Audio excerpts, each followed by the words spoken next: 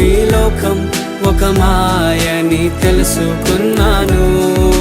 ఏది నా సొంతం కాదనుకున్నాను. తప్పిపోయిన కుమారుని నేనైతే నా కొరకై నిరీక్షించే తండ్రి నా యేసు. తప్పిపోయిన కుమారుని నేనైతే నా కొరకై నిరీక్షించే తండ్రి నా యేసు.